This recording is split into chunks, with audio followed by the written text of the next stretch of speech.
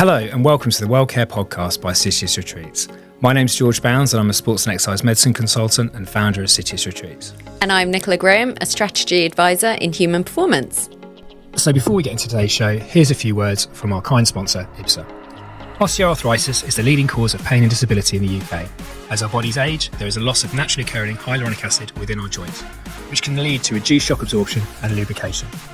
This can contribute to the development of osteoarthritis, resulting in joint pain, stiffness, and difficulty carrying out daily activities, such as going to work and exercising. Synovial HL is a joint injection with the highest concentration of hyaluronic acid available in the UK, effectively restoring hyaluronic acid in the joint. It is scientifically proven to reduce pain and increase joint function, preserving your joint into the future. Synovial HL is injected in a simple procedure which offers an alternative to medication and surgery. If you'd like to find out more, please visit synovial.co.uk for full product information and a list of clinics offering Synovial HL injections. Synovial. Move freely, live fully. Disclaimer. The procedure must be carried out by an appropriately trained healthcare professional. Welcome to the WellCare Podcast. In this episode, we are joined by Tess Browne, an experienced Chartered Clinical Psychologist and coach. Tess's career has seen her work across the NHS, Goldman Sachs and at King's College. She is also a mother of two, author and speaker. Tess has worked in Hong Kong, the UK and now works virtually worldwide through her company, the Mind Atelier. Tess's works with a wide, diverse client base, but she particularly supports professional women who need to overcome parental, work or traumatic stress. And so, Tess, what does wellness mean to you? Oh, good question. Firstly, thank you. Thank you for having me here today. Wellness to me means when there is a sort of a healthy alignment, I think, through the different sort of domains of my life, which sort of represent my well-being or contribute towards my well-being. So things like my emotional health, my physical health, my relational health, my financial health, familial health, all those different things. I think when there is a sort of a positive link between those different areas, that's when I personally feel my wellest. That's when I feel my healthiest. And it's when maybe there starts being a bit of misalignment in one of these areas that's a bit of a warning sign to me that maybe I need to sort of address that. So yeah, I think it's kind of that holistic experience of all those things coming together in a healthy way. This episode I think is going to be really interesting because it's very much about how you link your health with your well-being and where that sits. And it's very clear, health can be lots of different things in terms of not just the absence of disease, but your physical fitness, obvious markers like, say, your VO2 max, for example. And wellness can go all the way to, breath work, hot, cold exposure, all those resilient testing pieces. And you sit almost brilliantly in the middle because you can really go either way, but almost brings everything together for people to be thinking about what is that wider wellness piece for them, and how, you mentioned their financial stresses, if that's out of line, how that can then have a big knock on your physical, emotional, psychological health. So I know Nick gave a really nice intro there, but what are the kind of typical people that come to you that want some help? Not saying that everyone's stereotypical as such, but why would somebody lean into using your services over somebody else's? Sure. So I think I typically see people who sit around the place where they are doing okay, but they're either starting to struggle or they really are struggling. But they're still managing to function okay, managing to go to work, managing to hold together relationships. But there's an awareness that all is not completely well in all of those areas. And so I tend to see quite proactive, psychologically minded people, obviously, is who I think would be attracted to my space, who have made a decision within themselves that they want change, that they deserve change, but they don't know how to go about that. People that I will meet with will often have tried different things themselves, will looked into different areas, and maybe even made some changes, but not found the results that they were hoping. Obviously, particularly around their mental, their emotional health, but also sometimes in terms of their physical health. There's obviously, as you just alluded to before, such an intrinsic link between our mental and our physical health. And so, more often than not, there will be people who are experiencing, aches and pains or chronic health problems that they've tried to address in their sort of the medical, physical sense, and sort of, only got so far. And so then it's about, okay, what else do I need to understand to create change there? So I would say the sorts of words that I often hear from people when I first met them are things like stressed, feeling burnt out or kind of heading towards burnout, anxious, overwhelmed. But there's also, I think, a category of people, increasingly, I would say, in the last few years, who are more proactive about their emotional health, and who really do feel like they're doing okay, but really want to do better. They want to not just nurture their existing emotional health, but they want to expand it. And they want some sort of guided expertise and strategies and tools on what they can then take away and, practically action in their everyday lives. So those sorts of areas, I would say. Yeah. So in general, what you're describing there really is, if people think that they may benefit, there always seems to be a positive step, because generally people, although they're trying to be as proactive as possible, they've obviously carried some flags for a while that would suggest that, we need to be progressing on into getting some more professional help to really understand what the issues are. Because clearly, as you were describing there, when you're getting physical manifestations of stress and anxiety, which we see so much in clinic from desk-based athletes, as I like to call it, where they're balancing busy lives at work, at home, maybe using physical activity and training as a way of doing that. And often when that gets taken away, the stress of life then builds up even faster, because they can't do the thing that they were trying to get away from. And so having that resilience and understanding how to manage and cope psychologically is just huge. Okay? Oh, yeah. And I think, I genuinely think everyone can benefit from therapy or coaching, depending on where they are, depending where their emotional health is. Even as a mental health practitioner who knows an abundance of tools and knowledge, I find it incredibly beneficial to access therapy and coaching. Like, I think having that space to reflect on, how am I?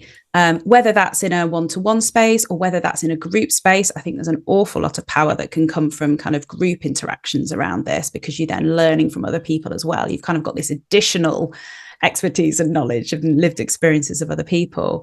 So I think that there's always more reflection that can be done, and there's always more learnings, and there's always more strategies that can be applied. And it changes as well, right? Because what might have worked for you 5 years ago might not be the thing that your emotional health would benefit from now. I know personally, after becoming a parent, for example, a lot of the things that I would do to nurture my mental health, I just couldn't do them anymore. They just weren't practical. So I had to sort of pivot. And so I think, quite regularly allowing ourselves that space to reflect and to learn and to apply, that's really allowing us the best chance to then grow and to improve. Yeah. So interesting what you said just back at the top there about whether you're talking about having therapy or coaching. Do you find that the language that you use is important to people, particularly when they're coming to see you for the first time, around what their expectation is, and maybe those words having slight barriers for some people? Yes, I think it's an interesting one. I think especially in recent years, I think as well, when people are talking about coaching and therapy, I think those words are used a lot more. I mean, I personally would always tend to go with whatever language the person who's coming to see me is using. I might categorize it as therapy. If they want to call it coaching, that's fine. We'll roll with that. I think really, when I think about therapy versus coaching, I don't think that there is a sort of an A versus B. I very much see the role of these practices very much on a continuum, really. I often will think about it in the way that, if I think about mental health from, say, -10 to +10, therapy is the application of when someone's saying their mental health is anything in the minuses, anything below 0. But absolutely, when I'm working with someone in a therapy component towards the end of our work together, hopefully, if I've done a good job, I will be working with people who are in the pluses, and so then we've almost, we're still calling it therapy, but we're actually more in a coaching model. But then sometimes I will see people who, as I say, will come to me and they're a 0 or they're a +1. They certainly would not meet criteria for any sort of diagnosable mental health difficulty. But they also recognize that they could be a +6 or a +7 or a +8, and they want some support and guidance on how to get there. And so I feel that for that type of work, I feel like I'm wearing my coaching hat a little bit more. But again, there's so much crossover. There's so much crossover between those two things. I think, in certain cases, it's very obvious that it is a therapeutic approach that we need if there is something that's, say, a diagnosable mental health disorder. But a lot of the people I see, as I say, I think I probably see people between that kind of -3 to +3 window. And so, yeah, we'll just go with whatever language they prefer to use. And I think for some people, therapy does still have a lot of stigma around it. I think it's definitely getting less, which is brilliant. But for a lot of people and in a lot of contexts, I think coaching just feels more acceptable. And so if we want to call it coaching, yeah, I'll go with that. I'll go with that if that feels more comfortable for people. You've really alluded to that kind of continuum of health, like that we move up and down it all the time, and especially that around the coaching, kind of leaning into performance as well. How long do people tend to kind of engage with you for your services? What's the kind of obviously there's not a completely typical pattern, but that you generally would see people for? So, yeah, good question. And yeah, there's, as you say, as you kind of guessed there's probably no one absolute answer there. I tend to, and people will often ask me, especially if they're kind of thinking about kind of like financial budgets or kind of time commitment, they kind of want to have an idea of what would be beneficial from them. I typically will always say to people, think a minimum of 6 one-to-one sessions. If you really want to, have an opportunity to really take away some tangible information, some tangible strategies to implement. I typically work with people much longer than that, I would say. I have people that I've been working with for years, 5+ years.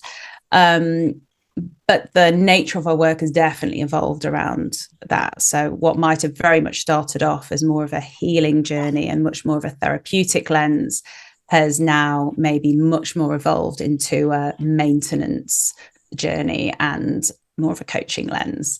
And some of those people might continue to meet with me on a weekly basis, but some of those people might meet with me less regularly, so monthly or bi-weekly, depending on what their needs are. But I really think, and I've been working in private practice now for about 12 years, and I've really seen an evolution along that time frame of people utilizing the services of people like myself in in a much more proactive way. You know, I have a lot of people that I work with now who would think of speaking to me much like they might meet with their PT once a week. You know, this is something I do for my ongoing mental health. It's not something that I just do when there's a specific problem to address. And I've really seen that shift. And I think especially what's been interesting for me, having worked abroad for a number of years and worked with lots of different cultures and nationalities, I think that model was probably over in the States a little earlier than it has been in the UK. And I think that's a reflection as well of, the way our healthcare system is sort of set up.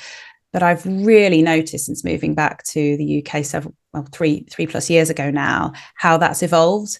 And I do think there's now people are utilising, I feel like people use my services in a much more proactive, preventative way, which I am all for. I think that's really good. I think that's really good. And you kind of alluded to, like, sometimes, like, I'm physio by background, and probably George's kind of clinical career, we don't want recurring patients in some way, because that means that the problem is still ongoing. But actually, that's quite a historic kind of view because of this evolution of the preventative healthcare model and the kind of culture and language around that actually we will see people around maintenance, both from physical and, as you're now talking to, around mental, because that then stops the peaks and troughs really to some degree. And I think that was the element that we really wanted to kind of touch on to you. What does balance look like in our modern day life? I think that's a really good question. And I think, what it looks like and what it means is different for everybody. And I think it's also can be different for you at different times, different seasons of your life as well.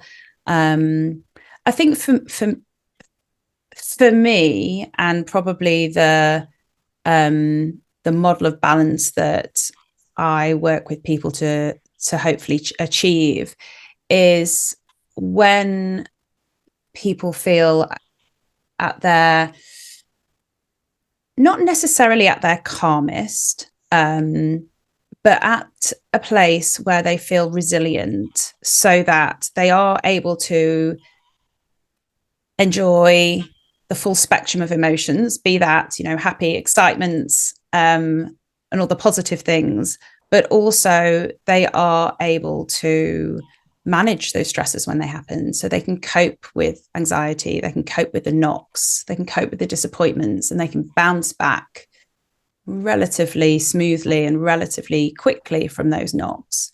In everyday life, there's obviously always going to be these, significant ones which are experienced a bit different. And I think when there is a good balance in terms of what people are putting into the different domains of their health. So like I alluded to earlier when I was thinking about wellness, I certainly am not just thinking about kind of emotional health for people, because they're all so interconnected. So when they are,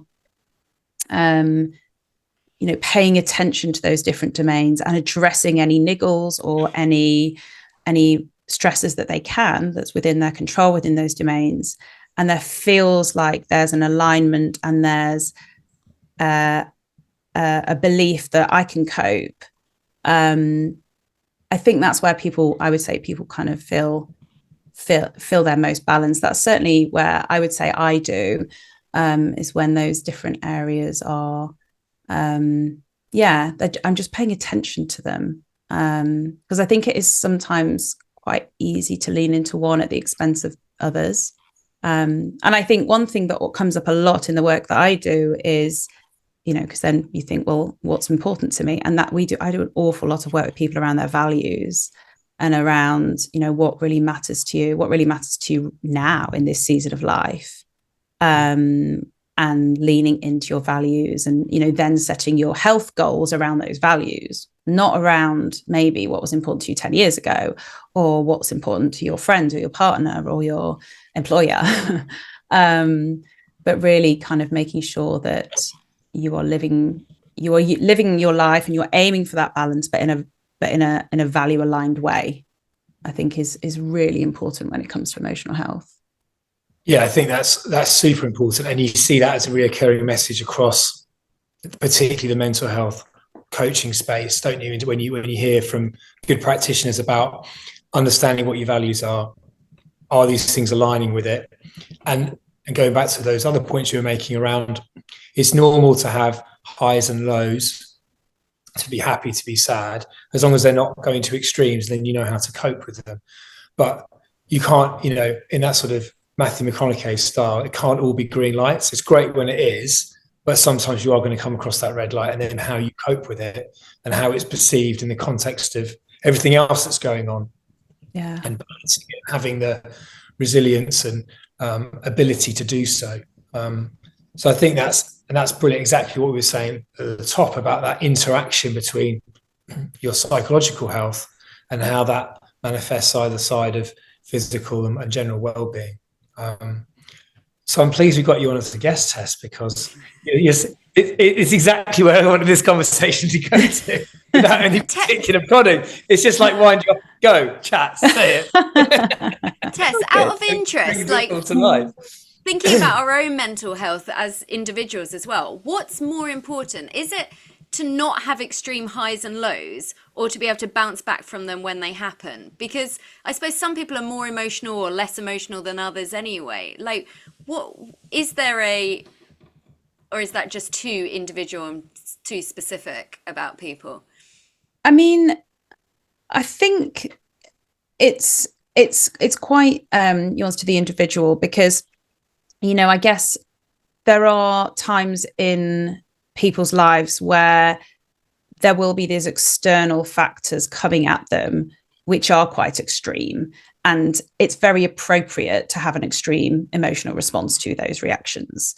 And so, when we're thinking about resilience and we're thinking about our emotional reaction, I think it's really important to also normalize the fact that sometimes we have these very extreme reactions, and that's very normal and that's very healthy. What we don't want is someone to get kind of stuck in that extreme reaction. Even if the stressor is an ongoing, like chronic thing, what I'm always hoping to do is to help someone's emotional reaction certainly to start to ease. So a concept, I don't know if you've come across this before, but a concept that I will talk about a lot with my clients is the idea of this window of tolerance. I don't know if that's something you've come across, but I have to give credit to Dan Siegel, American professor, who coined this idea, but it's used so much now in the mental health space, and I think actually with other practitioners as well who specialize in sort of nervous system health. But it's this idea that all of us have this window or this threshold in which we're able to tolerate stress, and that window evolves. So at times that window is wider, at times that window is narrower, and there will always be things which will push us outside of that window into either what we term a hyper-aroused or a hypo-aroused state. And so what we're not looking for, what I'm never trying to help people achieve, and if this is what they want, we'll have a conversation about how realistic this is, because I don't think it is very realistic. But what we're not looking for is for you to stay regulated, calm, be able to manage stress all the time, because that's just not realistic. But what we are hoping to achieve a lot of the time is that we can get that window as wide as we possibly can, so that when these stresses do come at us in life, even if it is quite a big emotional response from us, maybe we stay within that window, or maybe we just peek outside of it. If that window is really narrow, it's not going to take much to push us outside. And then when we've been pushed outside, that's really when our nervous system is moving from more of a regulated state into a dysregulated state. And it's much, much harder for us to look after ourselves in a dysregulated state. There's so many physiological changes that are happening, as well as cognitive and emotional.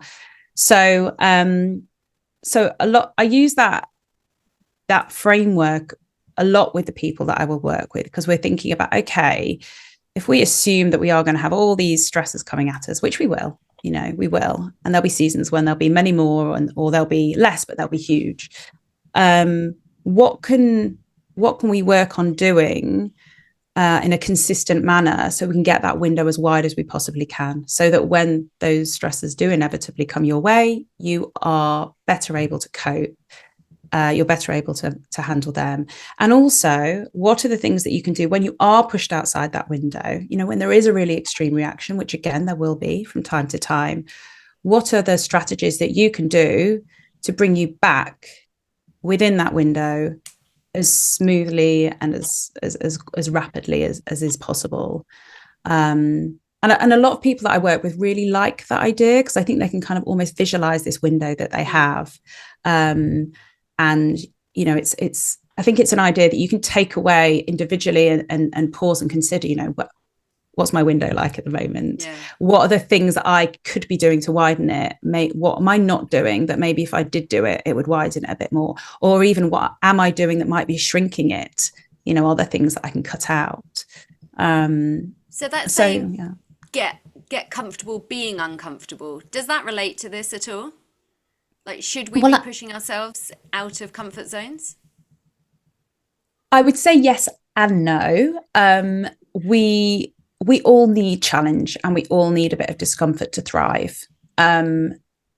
Because actually, if we stay too far within what feels like our safety zone, that can be detrimental to our emotional health as well, right? We can feel bored, we can feel that we're not progressing, we can feel stuck. But pushing ourselves outside of that is risky and scary, and a lot of people don't really want to face that. So it feels safe to stay. But there's a sweet spot. There's a sweet spot where pushing ourselves, stepping outside our comfort zone, taking a bit of risk, sitting in the discomfort actually helps us thrive, because it gives us opportunities to maybe realize that I can do hard things, or I can overcome adversity, or I can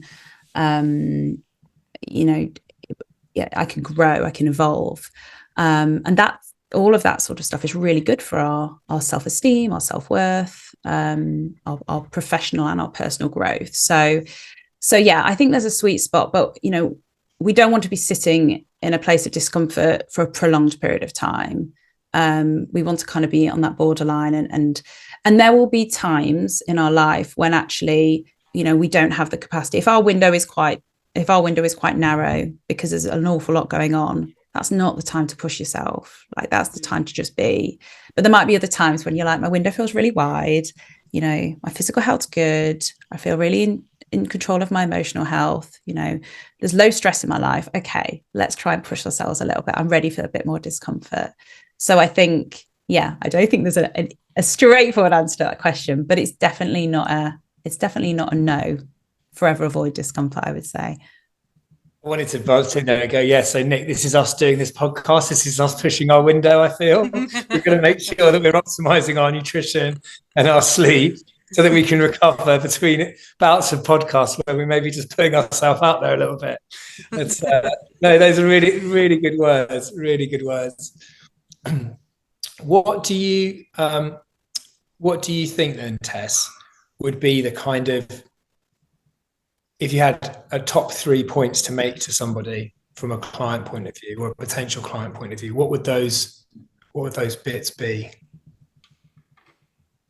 I think one place that I would always start with is self-reflection, because if we don't make the space and the time to reflect on how we are, then the rest is, all the strategies, all the tools that you could possibly learn, they're kind of irrelevant, because if you can't pick up that there's a struggle, there's a problem or a challenge, and you can't sort of articulate what that's about, or sort of hypothesize and formulate what that's about, which I think self-reflection enables us to do, or can, then it's very hard to know, what tool or strategy or support do I need in order to help myself get through this problem.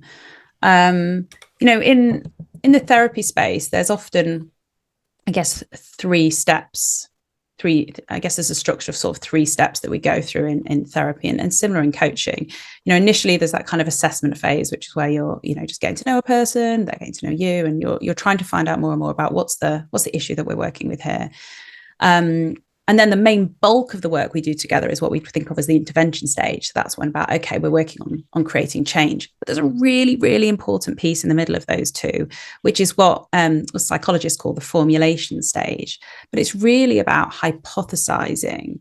And it's really about sort of whoever I'm working with, they're the expertise in them. And I have some expertise in psychology. And it's kind of about us putting our expertise together to collaboratively try and unpick and try and come up with a working hypothesis about kind of what's going on here, what's maintaining the struggle that you're having, what might have led to the struggle that you're having. It's important because those 2 questions are quite different. Something that might have led you to a place is not necessarily what's keeping you there. So we want to be looking at both those things. And it's really that information that then tells us, right, what might we need to do to bring about change? And so I think on an individual basis, we can take that kind of structure that, as therapists are trained to do and work with an individual. We can take that and we can apply that to some degree to ourselves. If we make the space to reflect and ask ourselves the question, like, how am I? What's going on for me? How am I feeling emotionally? How am I feeling physically? How am I behaving? How am I communicating with people? What's going on in my mind? What are the things that's on my mind at the moment? If we take the space to ask those questions and reflect on what that then means, that can often then guide us towards the goals that it might be helpful for us to set.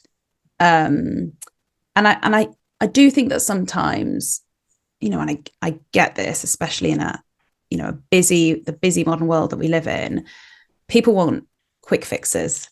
They want, I'm sure it's exactly the same in physical health. They don't want to be told that they've got to take this, do these physio exercises over 12 weeks. It's like, no, just give me the thing that'll fix me in a week. And I think it's quite similar as well in the psychological space. And gosh, I wish there was, I wish I had this magic wand. I'd be a rich woman, but it doesn't work like that. We have to kind of put the work in. But I think the important piece is make sure that we're putting the right work in.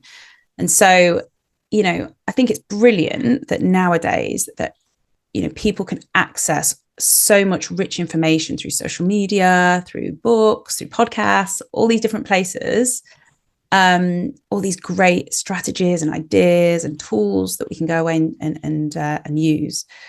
But I think we need to make sure that we're doing the time to reflect on, well, what do I need and what's right for me right now?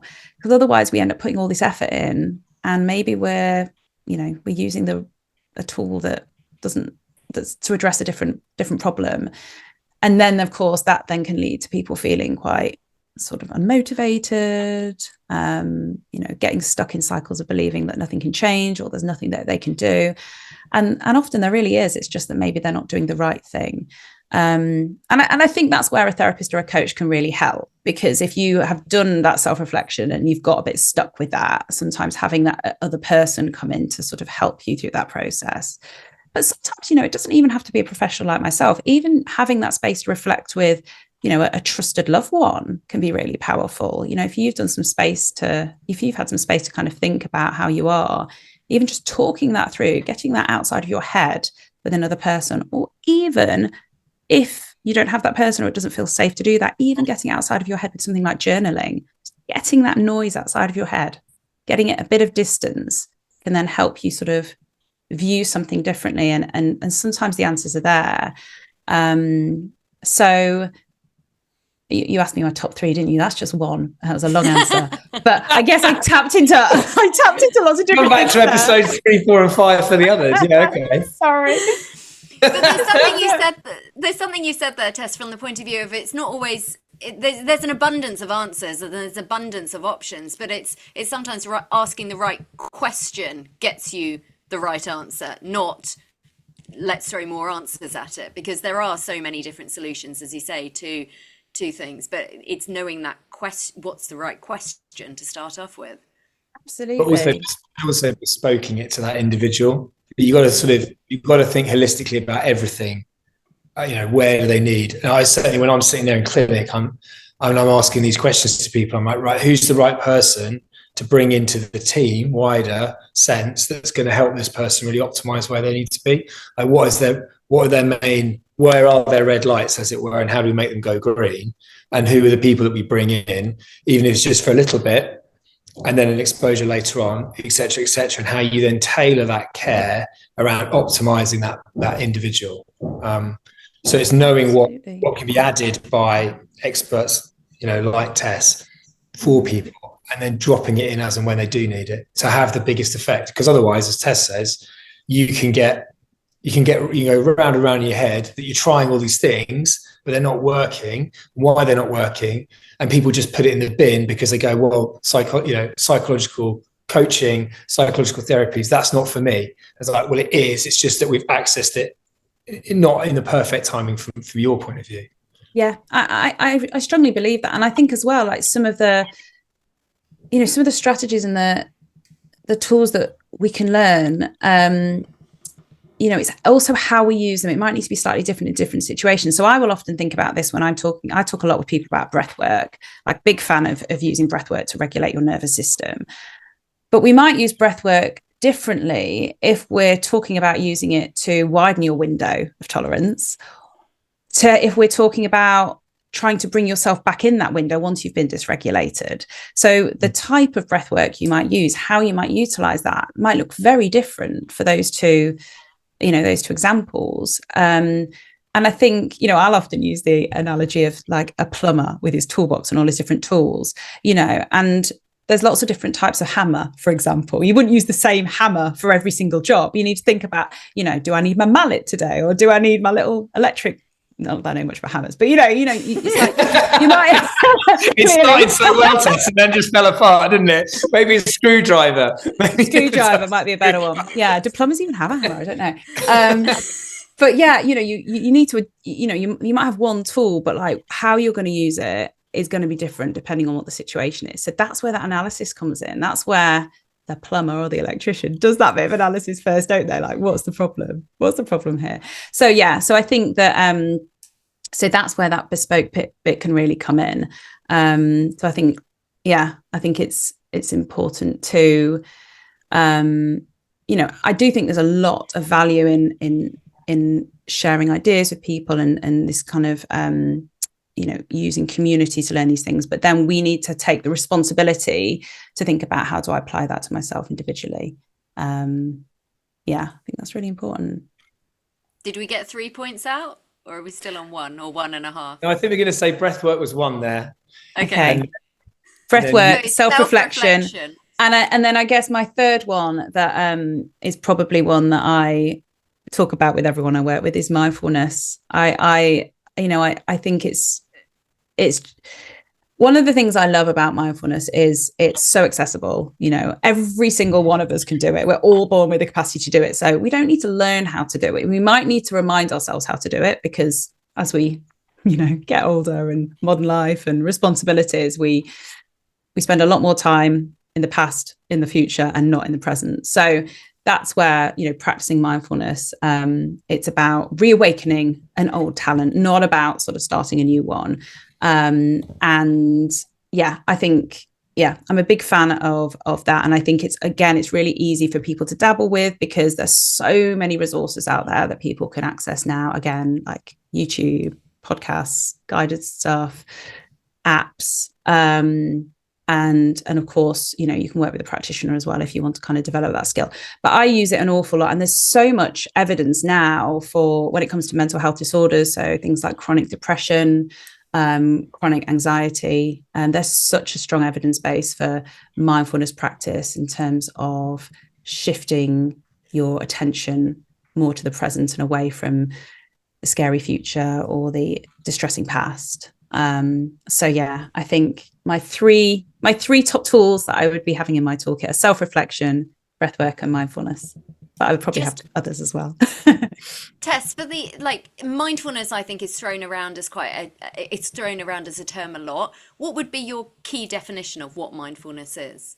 Thank you for saying that, because you are absolutely right. And I think so when I think of mindfulness and the way that I talk about it with people is essentially just the practice of your attention being in the present moment, essentially.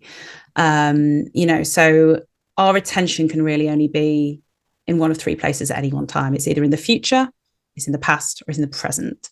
And I think increasingly, and especially the people that I work with, they'll often get stuck in the future, maybe in cycles of worry and feeling anxious, or they get stuck in the past and self-regret or depression. And so mindfulness is the practice of shifting your attention into the present moment. And so there's lots of different ways that we can practice mindfulness. Obviously, something like mindful meditation or guided meditation is just one of those. I think a lot of people get put off mindfulness because they think that is the only way to practice mindfulness. And, they think, well, I don't have 30 minutes to sit cross-legged on my floor, so it won't work for me. Or they've tried to do that and they've got bored after 10 minutes. So they've then decided it doesn't work for me. I get that. I work with, very sort of busy, high achieving professionals who would often feel that that's not going to fit into their lifestyle. But it's just not true that that's the only way we can practice mindfulness. We can integrate mindfulness into our everyday, without even having to make more time. You can eat your meals more mindfully. You can drink your morning coffee more mindfully, take a walk, but don't listen to a podcast. Unless you're listening to this podcast, of course. But, don't listen to any other podcast. Just other podcasts are available. Yeah. We get attacked for that. Thanks, Tess. I'm recommending no podcast listening. And just, paying attention to your surroundings. And, all of that is free. We can do that. We just have to remind ourselves to do it. So I think the best place to start when it comes to practicing mindfulness is not to add anything extra into your day, not to add like an extra, I have to get up half an hour earlier to do this guided meditation. I mean, by all means do that if you can make that work, because there's so much benefit to that. But I think a great place to start is just kind of stacking it onto an existing habit. So, tomorrow morning when you do your commute to work, instead of having a podcast in or listening to music, put your earphones away and just pay attention to what you can hear, what you can smell, what you can see. I think that's a really good place to start with mindfulness. And I think just trying to not put too much pressure on yourself and think there's only one way of practicing mindfulness, because there really isn't. And I think often it gets dismissed because there is that belief around it. So yeah, I think playing around with that belief and challenging that a bit can be helpful. That's good. Well, I've learned something as well. And I've also learned that I'm the only non-doctor on this call as well, just looking at me. A valued member of the team, Nick. Yeah. It's just a qualification. It's just bits of paper. That's all it is. No, look, Tess, you've been absolutely fantastic. We've really enjoyed it. We've learned a lot. It's exactly that piece around what health and well-being is about from our point of view, and exactly the kind of positive messages we want to be sending out on this podcast of how your health and well-being are so important around your holistic health. So lots of top tips. I'm sure people will now want to go and look on your website, find out a bit more about you, look at some of the talks you might be doing in the near future, and just thank you very much from both of us for being part of this series. Oh, thank you for having me on. Enjoyed the chat. Thank you. That's the end of this week's episode. Thanks again to our kind sponsors, IBSA. Osteoarthritis is the leading cause of pain and disability in the UK. As our bodies age, there is a loss of naturally occurring hyaluronic acid within our joints, which can lead to reduced shock absorption and lubrication. This can contribute to the development of osteoarthritis, resulting in joint pain, stiffness, and difficulty carrying out daily activities, such as going to work and exercising. Synovial HL is a joint injection with the highest concentration of hyaluronic acid available in the UK, effectively restoring hyaluronic acid in the joint. It is scientifically proven to reduce pain and increase joint function, preserving your joint into the future. Synovial HL is injected in a simple procedure which offers an alternative to medication and surgery. If you'd like to find out more, please visit synovial.co.uk for full product information and a list of clinics offering Synovial HL injections. Synovial. Move freely, live fully. Disclaimer. The procedure must be carried out by an appropriately trained healthcare professional.